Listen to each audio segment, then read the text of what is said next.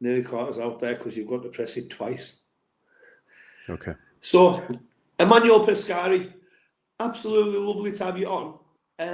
Could we start by you giving us a little bit of an introduction and maybe telling us just a little bit about yourself, please? Yeah, thanks for having me on. Thanks for the invitation to the podcast. It's really nice to have a podcast about the upcoming competition, which I guess will be the heaviest of the year.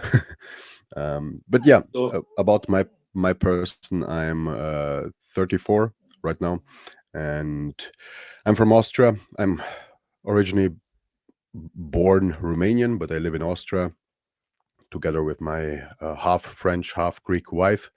We are living here, and yeah, I'm two times strongest man in the Ultimate Strongman U105 category. So 2022 and 2023, I won Ultimate Strongman, the World Championship, the U105, and I won in 2023 OSG Europes. And also in 2023, I got second at the World Strongest Man OSG.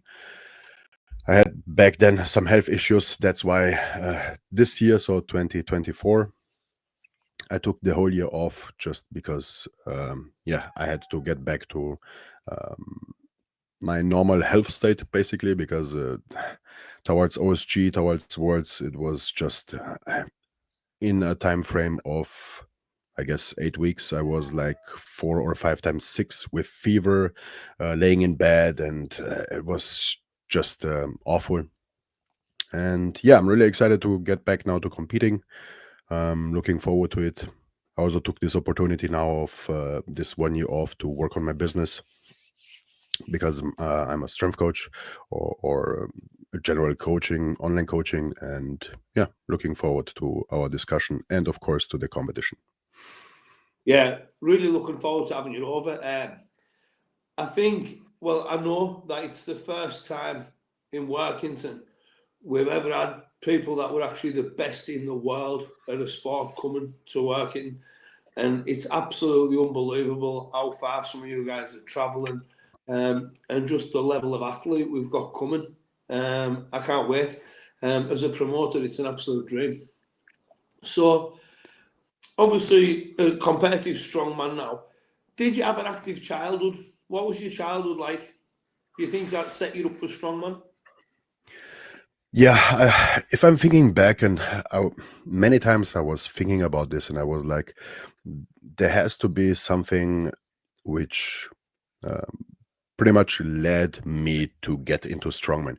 And if I'm thinking back to my childhood, I remember I'm definitely blessed with really good genetics because from my father's side, they were all like really huge, really thick bones, thick joints, hardworking people working a lot in the forest and on the field and stuff like that. So typical uh, Eastern and Romanian style of farmers working basically and like lumberjack work and stuff like that.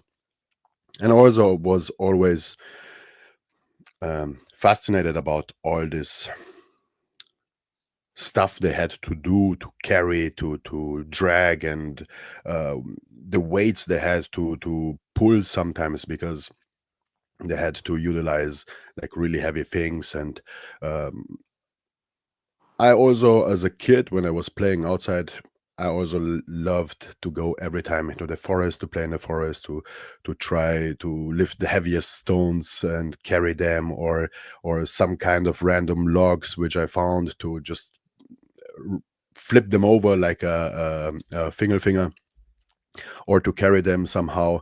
And it was always something which attracted me quite a lot. So this pursuit of strength was something what I always was looking for. And I don't know, through my childhood, through my youth, it just was this component of, yeah, getting as strong as possible, and not only strong but also as well rounded as possible, because I also liked to be fast, to be explosive, to be somewhat endurant, so conditioned to be able to run, to jump, and all these things. And yeah, so I think my childhood definitely played a huge role in making me the person who I am today. And what about sports as a kid? Did you do much other sports as a kid? Yeah, here. So obviously, because we are in Europe, so soccer was a huge thing. But I never really liked soccer so much. I played it a bit, but I was more drawn to like volleyball. I played quite a bit of volleyball, and here and there I played tennis and basketball sometimes. But yeah, other than that, I played many different sports as well, but not like how should I say, consistent. So I tried many things. In school, I was lucky to grow up in a school where we had some kind of a track and field. So like um, athletics, where you're just 100-meter runs and distance jumps and stuff like that. So it was a really nice, how should I say, mixture of everything, you Yeah. know. And when I got into the army, also in school I started, but after in the army, what I did a lot was also swimming. So I was one of the best in our battalion at the swimming, and yeah. Later on, I got into strength training pretty early because I wanted to prepare myself for the army, and yeah, since then, after it started or it stayed at strength training mostly. I'm going to digress a little bit, but your training's slightly different to a lot of strongmen, isn't it? Because I know you do quite a bit of cardio, and you are a bit more of an all-round athlete than some guys. Um, do you think that's really important in the way you're training at the minute, to have that all-round athleticism and that bit of cardio? Yeah, so I think to go back, for example, to when I started to prepare myself for the army, I started basically with a split where I trained 3 times a week, strength training, so resistance training, and the days in between. So every other day, also 3 times a week, I did cardio training. So most of the time I was going for a run because obviously in the army you needed to be able to run a lot, run far, sometimes also with bags and stuff like that, or with your weapon. And for me, this kind of marked me in some way where I was like, okay, I need to do these things hand in hand. As I got older and I experimented a lot more, and of course I learned a lot more, I saw, okay, there has to be somewhere some kind of balance, because you can, like, it's now very popular on Instagram or on social media to get this hybrid training going, and Yeah. to do maybe half marathons or even more, and also some kind of strength training. But for me, that goes a bit too far into the direction of endurance, and we as strength athletes, we want to be a bit more focused on strength. But if you want to be the best of the best version of yourself, and if you want to be able to achieve things which maybe for most people are somewhat unachievable, you have, or you should be able to do some kind of cardio as well, because it gives you health benefits, so your heart will benefit of it, your cardiovascular system will benefit, you will recover faster, in between sessions, in between your sets, and you will be able to utilize your nutrients way faster, and your sleep will get better, and it's just so many things which, if you are not doing a bit of cardio at least, you are just missing out on the bigger picture. It's good to specialize and to focus on strength purely, but you will miss out on a lot of different other things which might contribute after into a higher peak, basically. Yeah. So back to where we were. How did you get your start in strength sports? Do you mean now by just in Just like, general, or with strongman? yeah. Did you do With other things strongman? before? Lifting or weightlifting or any of that? Anything like that while you were in the army? No, so I started pretty much I started pretty much in my where I'm training right now, in my garage, but just like uh, 18 years almost ago. Um, and it was more like some type of bodybuilding training back then, a bit more focused without knowing, but a bit more focused on like getting stronger. So some kind of power building, I would say, of course, with combined with cardio. And I did this throughout my time in the army. So I was 3 years in the army, and I continued to do this even after. And in this pursuit, in the meanwhile, I also did boxing. I did uh, kung fu. I did kung fu for like 2 years. Boxing I did, I think, for 3 years. Hapkido I did for 1 year. So I did also quite a bit of martial arts. Um, because I always wanted to mix things up and to be as well rounded as possible and to have a lot of different skills, you know. And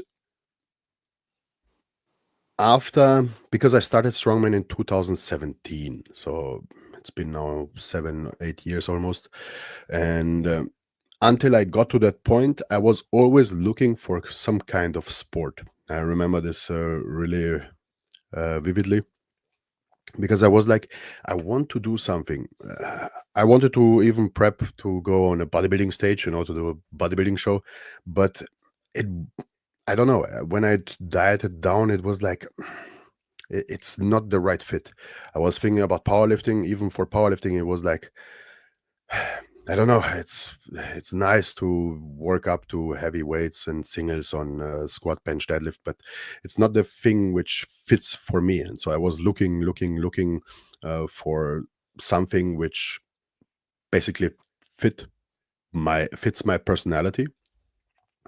And after somehow on Facebook, I discovered an old uh, colleague from the school where I was going in my youth.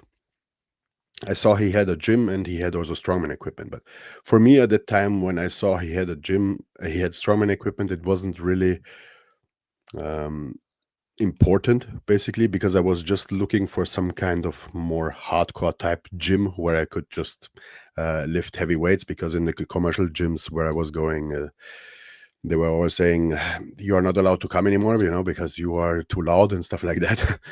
and, and so I wrote to this colleague of mine and I asked him if I can go to his place and train. And yeah, pretty much, I think in February it was, or end of January in 2017. I went to his place, and without knowing, he introduced me to strongman because he thought I'm coming because of strongman. I was like, okay, yeah, let's do strongman. And since that very moment, since I touched the log, the farmers, and the stones, I was like hooked up to strongman. And I knew, okay, this is exactly what I want to do. That's what. So throughout your so you started training in your garage, and you still train there now. And is that why you've done the majority of your training through your full life? Not really, because I started in my garage, but just because the equipment with which I started was, so my parents came as they were in Romania living, you know. I was born in Romania, and when I was 9 months old, they came to Austria. And my father did in Romania a bit of bodybuilding, a bit of strength sports and stuff like that. And when he came here to Austria, he built his own equipment, so a bench with a lat pull down. He bought some weights, barbells, dumbbells, and stuff like that. And one night, I remember this too. I was 16 at that time, and I was pretty overweight. So I had 106 kilo at 16 years old with too high blood pressure. And when I decided, okay, I want to go into the army, I wanted to enter the army with 17. But I knew, okay, I have to prepare myself because they won't take me at the army. Because, yeah, I'm overweight. I can't even run 1 kilometer without dying, you know. And so I decided, okay, I want to get in shape, basically. And 1.5 kilometers from where we are living, back then, my grandma was living. And in her basement down, there was this equipment from my father, which is still built and kept. And I knew this. And in the middle of the night, I think it was 1 a.m., so 1 o'clock in the morning, I went with a friend of mine, a neighbor, to get this stuff, and we carried all the way until at home, and we put it in a garage. And the very next day was the 9th March 2017, 16, no, 2006. So 2006, I started after training there. So this I remember very well. And for almost 1 year, I trained in at home, and after I had to go to gyms because yeah, I needed more weight. I think in a few months I was able to bench press like 100 kilo for a couple of reps, and yeah, it was better after to go into a gym. And I went through to many different gyms until I got basically too strong for normal gyms. So, what about outside of strongman, family life and stuff? How do you spend the rest of your time when you're not doing strongman, when you're not training, when you're not coaching? What else do you do? So I like to really spend a lot of my time with my family. It's that's why I'm trying always to take also my wife, and I have a son. His name is Leonidas, and he will be now soon 3. And yeah, for me, it's really important to have um, a healthy family life. So I'm trying to spend as much time as possible with them. That's why I'm trying to take them every time when I'm going somewhere to compete with me, or regardless where I'm going, they are basically always with me. We're going for a lot of walks. We have also a lot of pets, so by now we have 2 dogs, 5 cats, and 2 turtles. So it's a full house. And yeah, we like also somehow to travel. Somehow it's part of our family, because yeah, the parents or the father from my wife and her siblings, they are in France, so we are driving once twice per year to France.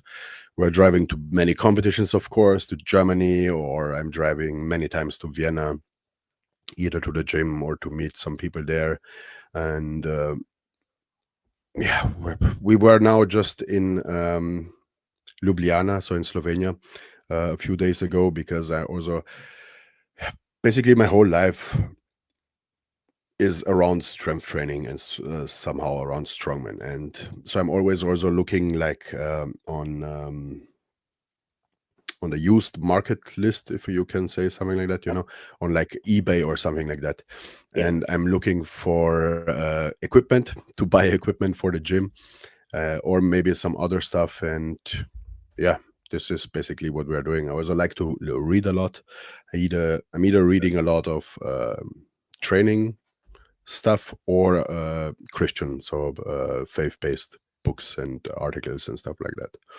So this is mostly what I'm doing if I'm not working or training. So, have you always been religious? Yeah, pretty much. I had a phase where I wasn't so much into my faith, but now I'm pretty much again into it. You don't see many people now, many Christian people mention it. But I know it mentions it on your Instagram, doesn't it? Um, so it's quite a rare thing to see someone being open about religion now, isn't it? Um, Great thing. Do you think? Do you think a bit of faith helps you in your training?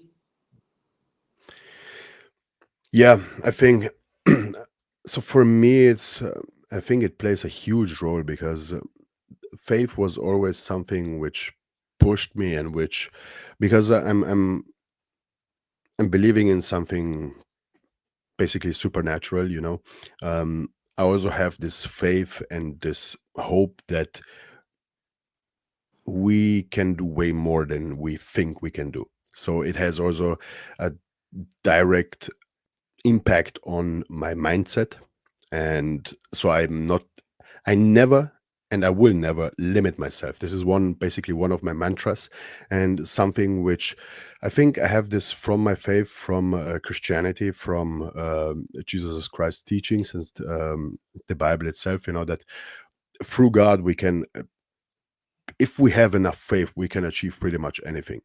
And for me, this is so huge and so deep. So that's why I also think I we as humans don't have limits. Even if we say sometimes we have limits, even if it would be true, we would never know if we will be ever at that limit. So why to limit yourself in the first place?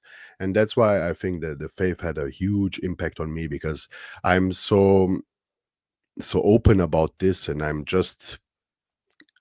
not seeing myself somewhere limited, in the capabilities and possibilities which I have. That's brilliant. It's a brilliant mindset, isn't it? That's I can understand how that would be a massive help. So back to the nuts and bolts. A normal week's training, what would that look like? So to to to give a bit more background to this, so I took this year off, and I was like, okay, this year I will use to get into many different things, and I coached myself pretty much until now alone. And I started already last year, but I continued this year a bit with some coaches. So with the first coach I was working was Lucas Hardy from Range of Strength on Instagram. So he's more like a flexibility guy and unconventional training guy. So I deep dived into this realm of flexibility training combined with strength training, and started a little bit into the old time strongman training. After I discovered, I knew him longer, but I got coached after by him, by James Fuller or Strongman Archaeology on Instagram. So he's just like really raw. So with him, the training was just, okay, you have a barbell, you have weights, maybe dumbbells, and a normal flat bench. But you are not allowed to use the rack. You are not allowed to use any other things, or a squat rack or something like that. Even if you have to squat, you have either to behind the back clean the barbell up, like a half lift, or to clean it in front of you and throw it somehow over your head, or to do a Steinborn squat to get somehow the barbell on your back. So this was also really nice to get into all these crazy all-time strongman movements, bent presses, side presses, one-hand deadlifts, all this stuff. They were like really awesome to deep dive. And when my health started to get better, because I also worked with some guys from Vienna, because it was a bit of a bigger issue with my health. When it started to get better, I decided after, okay, I will start to compete next year again. I got after this invitation from you guys. I thought a bit about it, but after I was like, I feel better than ever, and I don't know when I felt so good again in the last couple of years, uh, thanks to God. And after I was like, I don't want to coach myself anymore, because I also have some issues with my knees, or I had some issues with my knees, and I was like, uh, I want to give this to someone else and to focus on training, just on training, and on my business, so on coaching and stuff. So I contacted John Mellon from Strengthforge on Instagram, and he is coaching me right now, basically. And we spoke a bit how I would like things and stuff like that. And basically, at the moment, I have a 5-day training week, so strength training. It's pretty much a conjugate style. So we have a typical dynamic squat day, and dynamic pressing day, and let's say a rotational hinge day or deadlift day, where it's sometimes dynamic, sometimes max effort, sometimes some repetition effort. And we have max effort pressing day and a max effort squat day, basically. And besides this, I also have my 4 conditioning sessions or cardio sessions, it depends. So this is how my training week looks at the moment. How many hours a week would that take you? So the cardio takes around 2 hours. Yeah. So Including the things pure like work. if you do warm-ups and stuff like that as well. Warm-ups, cool-downs, everything. How many hours in the gym a week? Because this is what I think a lot of people don't understand. People think that when you're a strongman, you go to the gym for an hour a couple of times a week. But how many hours a week would you say you're in the gym? So including with warm up and everything and cool down preparation, I would say I'm at 20 hours, maybe a bit more than 20 hours. Yeah, it's practically it's a full time job, isn't it? When you do once you Yeah, think pretty much. about food and things like that, there isn't a Yeah, lot of time is there outside that. And like I said, that's what people don't realise the amount of effort that goes in the gym for strongman. People yeah. outside of strongman have no idea. So Um, I like to look at it from different perspectives because it depends where you are and what you want to achieve. You know, of course, you can because I like to use the Pareto principle. You know, where you have like a 80-20 or 20-80, where you with the 20% amount of work you can achieve 80% of results. So this means you don't have to do necessarily so much to get the most benefit out of it. But if you want to be the very best, you know, and you want to be the number one, of course you have to do a lot more to and basically somehow to sacrifice or to invest a lot more of time and effort and money to achieve that goal. That's for sure, yes. Champions are the guys that make the most effort, aren't they? Yeah, That's how it works, isn't it? People think there's like a magic recipe, don't they? But as a rule, the guy that works the hardest will win, isn't it? You know, I think it's exactly. like that. Yeah, yeah. So, what about your motivations in the sport now? You're off coming back to the sport. What's your motivation for coming back? So, my this sounds a bit maybe arrogant or something like that, but my motivation number one is I really want to dominate everything. You know, so I know I can do it. I know I won Ultimate Strongman, the two World Championships.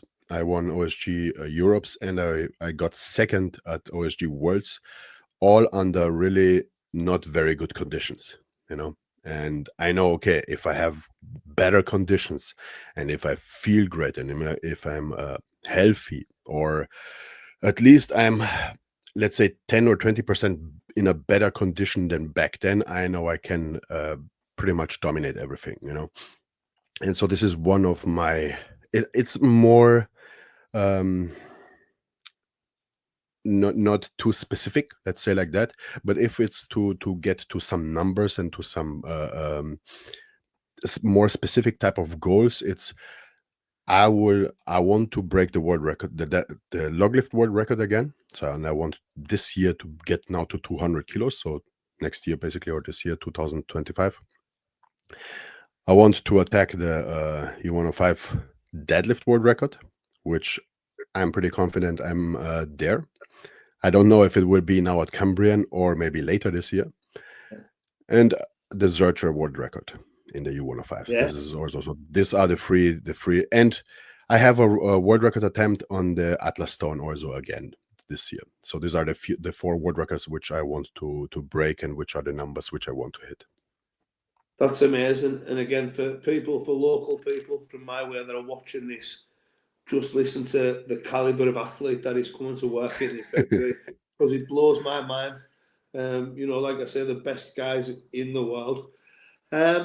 So, if you were to give some advice to anyone starting strongman, wanting to start in strongman, what would your advice be?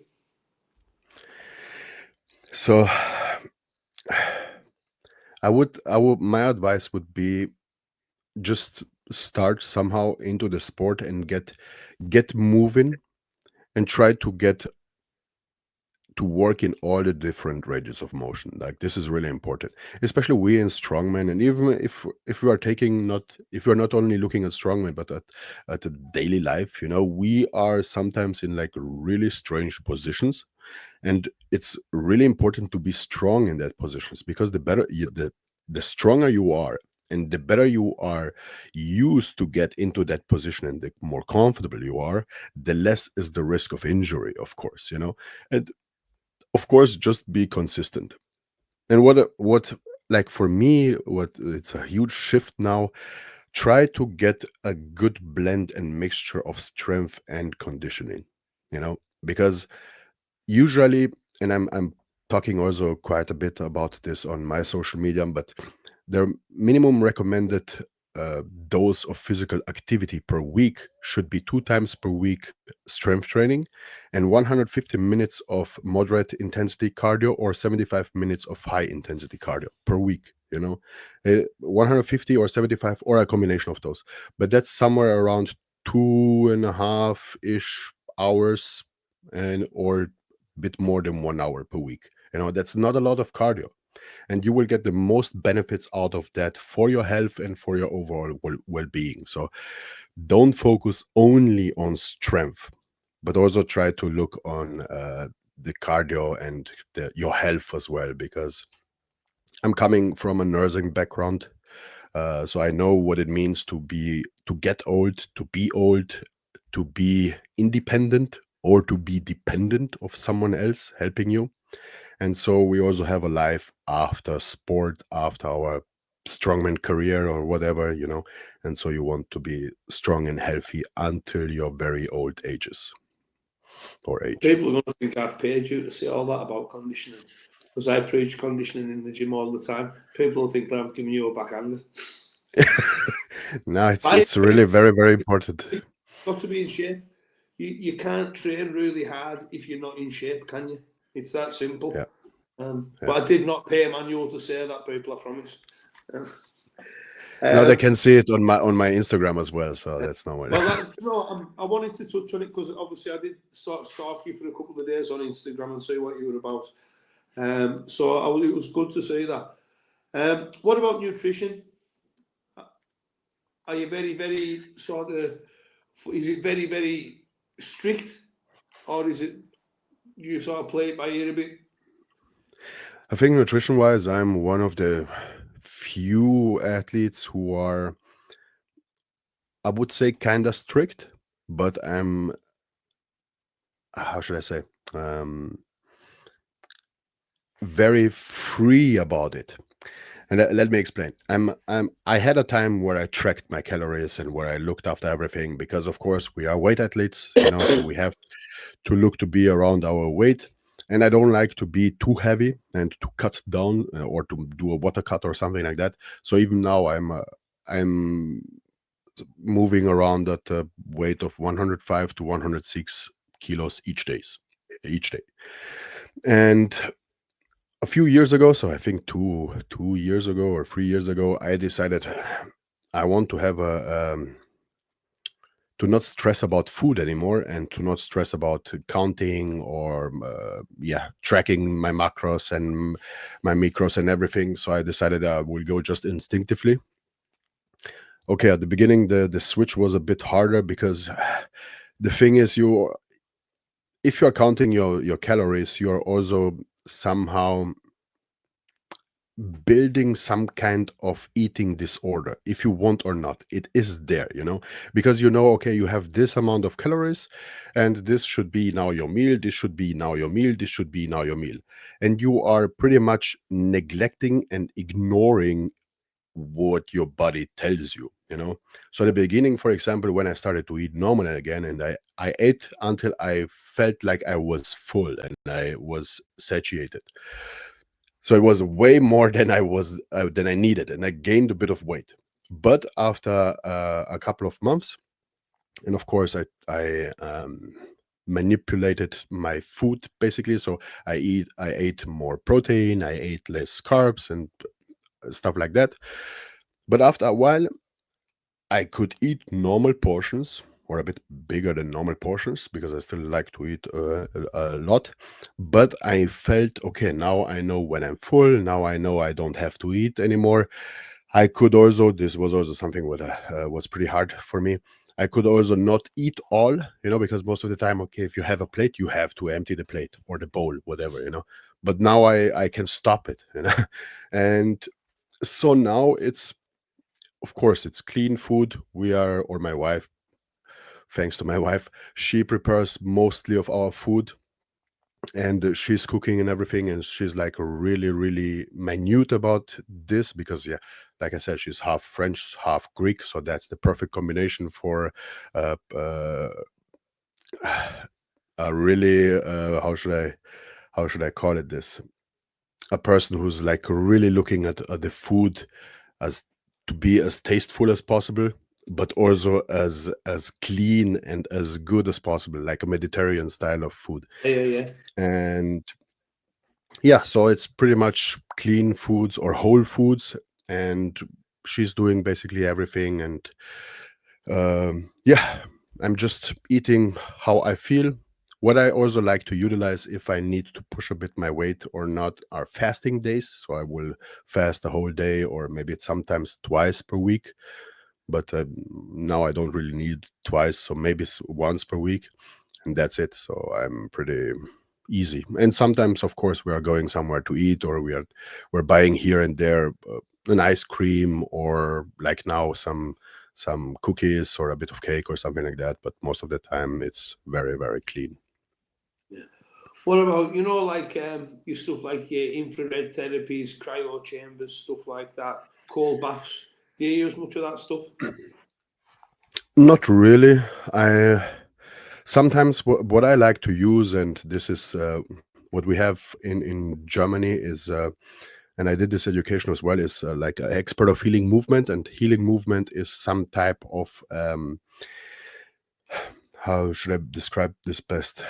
Like a approach or with corrective exercises and self myofascial releases. So when you have issues going on, when you have niggles going on, you can either go to someone who has this, it's like a physiotherapist, but he's a bit more concerned about to help you help yourself, basically. Yeah. And so you're doing a lot of self myofascial releases, either with lacrosse balls, with black rolls, or with barbells, with weights. Sometimes you have certain exercises, like a pretty good one, a pretty popular one is, which many can do, is when you have some problem with your shoulder, just hang with your arm over a barbell or in rings, take a weight into the other hand and really drop down and just rotate your arm. This will, for example, be some kind of joint gapping, which creates a bit more space in your shoulder joint. And there are many different other ways like that. So I like to do this instead of going to massages or whatever. Cryotherapies or this kind of stuff, I'm not really doing now, since I'm healthy again. What I can do is, and what I kind of really enjoy is, I'm wearing only shorts. So all day long, it doesn't matter how cold it is, I'm wearing only shorts, because until last year I was like really freezing all the time for whatever reason. And I had to wear long shorts or pants. I had to wear long sleeve and a couple of jackets and stuff. And now it's no, my body feels so great. I can wear shorts. I'm not too cold. And this is my cryotherapy, basically. You know And what? other than that, Don't come to Cumbria in shorts and a t-shirt in February. Definitely bring a waterproof, because I'm looking out my window now and it's a typical Cumbrian day and it's raining and it's grey and it's blowing a hoolie. So yeah, bring a jacket at least, mate. Bring a jacket. a Do you know jacket, what? of course, yeah. I really enjoyed that, Manuel. Thank you very much for coming on. If it's all right with you, maybe a couple of weeks out from the comp, we'll catch up again and Hmm. have a chat about how your training's going and stuff like that. Yeah, sure. Fantastic. Thanks very much for your time. Good Thanks luck for with having training. me. Oh, absolute pleasure, mate. Honestly, all the best with your training. I Thank you. absolutely can't wait to see you in action in February. But we'll chat before then anyhow. So take care, mate, and we'll speak again soon. Thank you very much. Thank you. Thank you. You too.